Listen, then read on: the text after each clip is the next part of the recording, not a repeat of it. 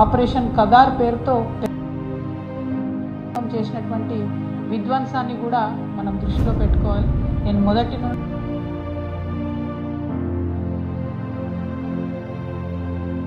శాంతి భద్రతల సమస్య కాదు, అది సామాజిక సమస్య. దాన్ని అదే కోణంలోంచి చూడాలి.